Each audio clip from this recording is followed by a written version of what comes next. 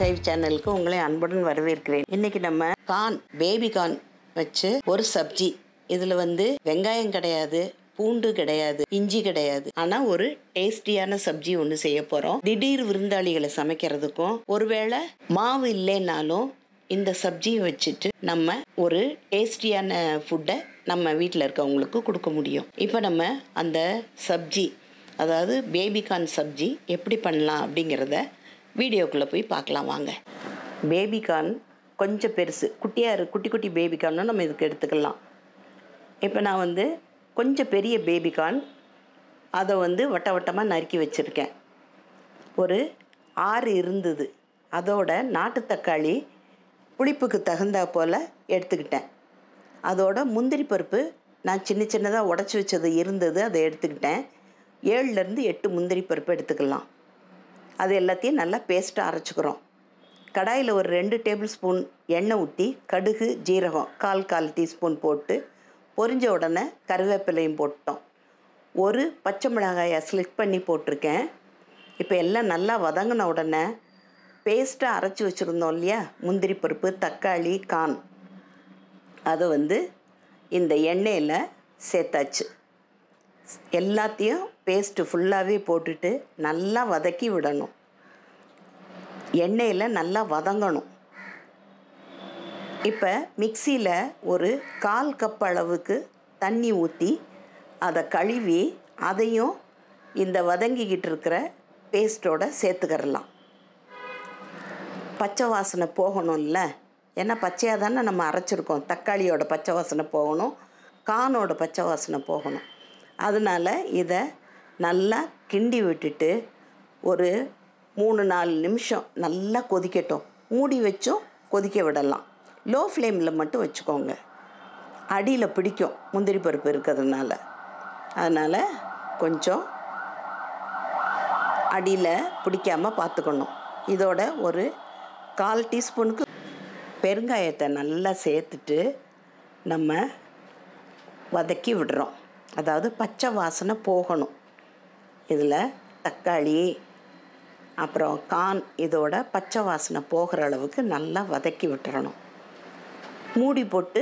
மூடி வேக வைக்கிறது நல்லது. இப்போ பாருங்கள், நம்ம மூடியை போட்டு ஒரு 3-4 நிமிஷம் வேக விட்டுட்டோம். லேசாக மேலே எண்ணெய் பிரிஞ்சு வர்றது உங்களுக்கு தெரியும்.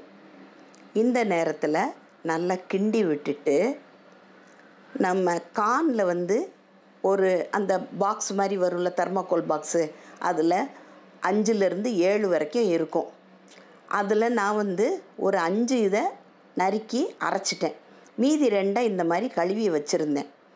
அதை இந்த கொதிச்சிட்ருக்கிறதோடு சேர்த்துட்டேன் பச்சையாக. தக்காளியும் பொடியாக ஒரு பாதி தக்காளி போட்டிருக்கேன், சின்னதாக பொடியாக நறுக்கி, ஏன்னா வேகணும். அதனால் இது 2ஐயும் ஒன்றா சேர்த்துட்டு நல்லா கிளறி விட்டுட்டு வேக வைக்கிறேன். அதாவது இந்த கார்ன் வேகணும். கார்ன் வேகிற நேரத்தில் தக்காளி நல்லா வெந்துடும். அந்த நேரத்தில் ஒரு 1/4 டீஸ்பூனுக்கும் கொஞ்சம் கூட தனியா பொடி, மஞ்சப்பொடி, அப்புறம் கொஞ்சமாக ஜீரகப்பொடி, காஷ்மீரி சில்லி பொடி, ஏன்னா ஒரு பச்சை மிளகாய் வர போட்டிருக்கோம், மல்லிப்பொடி எல்லாமே சேர்த்துட்டோம். எல்லா மசாலாவையும் சேர்த்துட்டு நல்லா கிண்டி விட்டுட்டோம். இன்னும் உப்பு போடலை. கிண்டி விடும் பொழுது அந்த பச்சை வாசனை எல்லாம் போகிற அளவுக்கு லோ ஃப்ளேமில் வச்சே கொதிக்க விடுங்க. நான் ஏற்கனவே சொல்லியிருக்கேன், முந்திரி பருப்பு சேர்த்துருக்கறனால அடி பிடிக்கிறதுக்கு அதிக வாய்ப்பு உண்டு. இந்த மாதிரி நல்லா கொதித்து வரும்போது மறுபடியும் உப்பு நம்ம போட்டுட்டோம். உப்பு ஏற்றுக்கிறாது. கார்ன் எப்பவும் உப்பு குறையாதான் பிடிக்கும். அதனால் மசாலாவுக்கு மட்டும் பார்த்து போட்டுக்கோங்க, அதுவே கார்னுக்கு சரியாக வந்துடும். இப்போது உப்பு, காரம், புளிப்பு எல்லாம் சரியாக இருக்கான்னு பார்த்துட்டு நல்லா கொஞ்சம் தண்ணி சேர்த்துக்கலாம். இதை ரொம்ப கொஞ்சம் கெட்டியாகவும் வைக்கலாம், கொஞ்சம் தண்ணியாகவும் வைக்கலாம். சப்பாத்திக்கு, நான், அப்புறம் ஜீரா ரைஸு, புலாவ் எல்லாத்துக்குமே இது நல்லா ஆப்டாக இருக்கும். இந்த மாதிரி ஒரு தடவை நல்லா கொதித்த உடனேயே மூடியை போட்டு மறுபடியும் ஒரு 4லேருந்து 5 நிமிஷம் லோ ஃப்ளேமில் வச்சு கொதிக்க வைங்க. அப்போ எண்ணெயும் கொஞ்சம் நல்லா பிரிஞ்சு வந்துடும். அந்த கார்ன் வெந்திருக்கணும். அந்த கான் வெந்திருக்கலைன்னா மறுபடியும் மூடியை போட்டு 1 அல்லது 2 நிமிஷம் வேக வச்சுக்கோங்க. கான் இப்போ வேகலை, அதனால் மறுபடியும் மூடி வச்சுருந்தேன். இப்போ 1 நிமிஷம் கழித்து நல்லா எண்ணெயெல்லாம் நல்லா பிரிஞ்சு வந்திருக்கு. கானும் நல்லா வெந்துருச்சு. ஒரு கானை எடுத்து நம்ம கிள்ளி பார்க்கலாம். நல்லா கிள்ள வருது, அதனால் போதும். இப்போ பச்சை கொத்தமல்லி கழுவி வச்சுருந்ததை அதோட தூவி ஒரு கிண்டிட்டு, இந்த கன்சிஸ்டன்சி உங்களுக்கு போதும்னா பார்த்துக்கோங்க, இல்லைன்னா இன்னும் கொஞ்சம் தண்ணி விட்டுட்டு அதை லேசாக ஒரு கொதித்த உடனே இறக்கிடலாம். இப்போ இந்த கன்சிஸ்டன்சியில் நான் இறக்க போகிறேன். நம்ம சர்விங் பவுலுக்கு மாற்றிட்டோம். ஒரு டேஸ்டியான நல்ல, அதாவது வெங்காயம் பூண்டுலாம் இல்லாமல் விரதத்தன்னைக்கு கூட சாப்பிடக்கூடிய ஒரு சப்ஜி ரெடி பண்ணிட்டோம்.